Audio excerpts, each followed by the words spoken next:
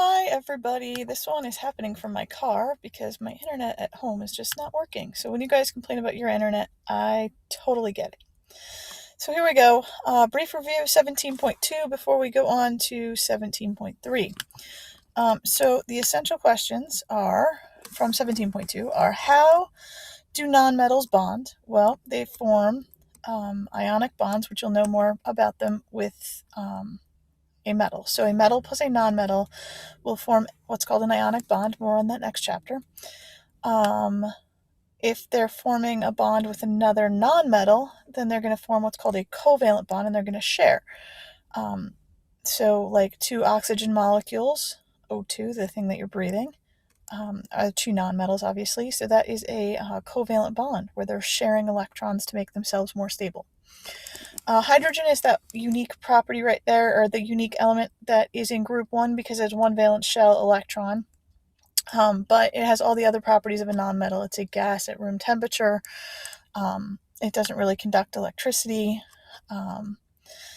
So then we talked about how hydrogen doesn't really belong in group 1, but at the same time it sort of does. All right, so then we have the properties and uses of the halogen group. So that would be the final group, group 17, right next to the noble gases on the periodic table. Halo means salt. So these all form salts when they react with a metal. They are all poisonous gases. Well, they're all poisonous. Bromine is sort of at the melting point at room temperature, and iodine is a solid at room temperature.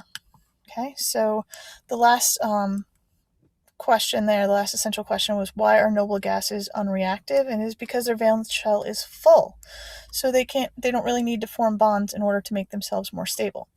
So the last assignment that I had you guys do last week was 17.2 questions, which some of you definitely handed in. All right, so that brings us to the last and final section of this chapter before we get on to bonding. So 17.3, mixed groups. Essential questions here are: what are the differences between metals, nonmetals, and metalloids? What does the term semiconductor mean? What is the difference between natural and synthetic elements?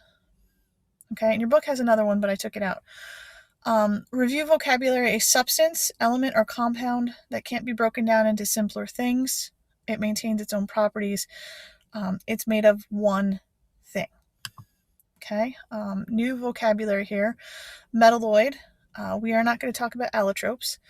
Not so important. Semiconductor. And then transuranium element. If you remember in the hunting elements videos, they were also known as the rare earth elements. Trans means across. So these are all the ones that are higher than uranium, so have an atomic number of 92 or greater. All right, so the way that we're looking at the periodic table in this section, okay, is we're looking at whether they're metals, metalloids, or nonmetals.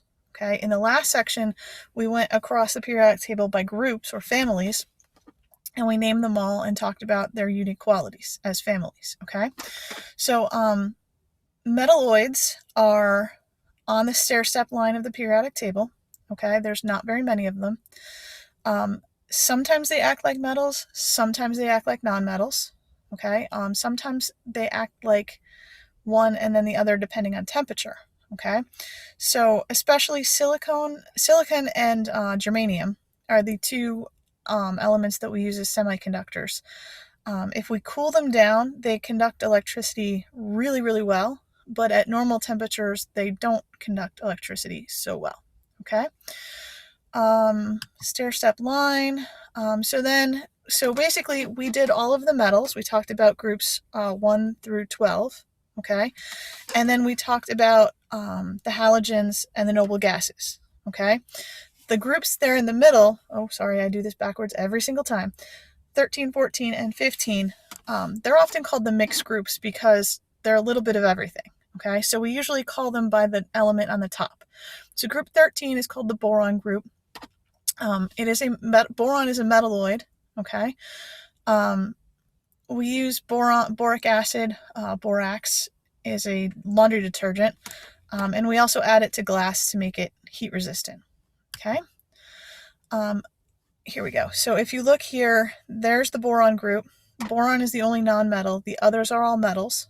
Okay, aluminum is the next one down here. I'm sure you know what that is. It's very strong, it's light, it's found in Earth's crust pretty abundantly. Gallium is right underneath it. We use that in electronics. It is sort of toxic, so we try not to use too much of it. And then we have indium and thallium. Again, we don't really use those a whole lot either. Okay. The next group over, carbon group, again, it's a mixed bag. So carbon is a nonmetal, silicon and germanium are metalloids, and then tin and lead are both metals underneath. Okay, so again, it's a very mixed group. Group 14 is called the carbon family, or the carbon group. They all have 4 valence electrons. Okay, so they form covalent bonds because is it easier for me to lose 4 electrons or find 4 electrons from something else? Neither one of those is so easy, so they do a lot of sharing. Okay. All right, the nitrogen group is the next group over. If we notice here, we have 2 nonmetals on top, 2 metalloids in the middle, and then 1 metal on the bottom. It's group 15, has 5 valence shells, or 5 valence electrons.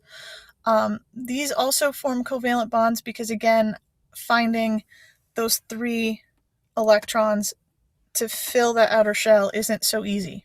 Okay, so they usually form covalent compounds with non-metals. And then we have the oxygen group.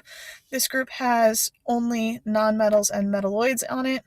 Okay, they need 2 electrons to fill, so they do form covalent bonds usually, but there are some metal compounds or some ionic compounds that form here too. Okay, more about that, lots more next chapter, I promise. If you watch the hunting elements video, which I think I talk about literally in every section of this chapter, they took you to a reactor where they were making synthetic elements. So once we organized the periodic table, we could figure out how many electrons or how many elements were kind of missing before we filled that last shell. So if you ever look at a periodic table at the very, very bottom on the right-hand side, all of those elements are all man-made because they're not found in nature, at least not to our knowledge. And we have practiced for a long time to be able to figure out how to make elements. So that's why those elements down there are called man-made elements. Some elements, like they say here in your book, gold has been known for over 6,000 years. It took the 1700s, Mendeleev, and all those great chemists of the 1700s to really sort of figure out what the Earth was made out of and find all those different elements. This little chart here is in your book, takes you kind of through how we figured stuff out, okay? But basically, the only take-home point there is that the elements at the bottom of the periodic table are all man-made and not found in nature, and we've just done that through science. Okay, essential questions here. What are the differences between metals, nonmetals, and metalloids? So again, metals are shiny, ductile, malleable. They're good conductors of heat electricity, and most of them are solid at room temperature. Nonmetals, complete opposite of all of those things.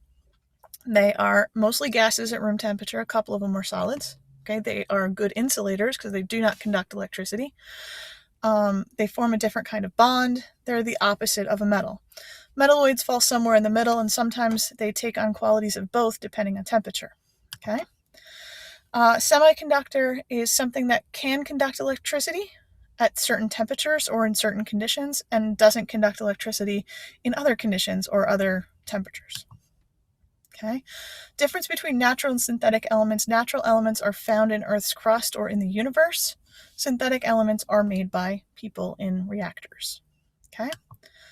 All right, your homework or your work for this week, answer the 17.3 questions, questions number 14 through 17 on page 539. And if you're having problems with the online textbook, let me know. I will help you. Miss you guys, and I hope I can see you guys soon.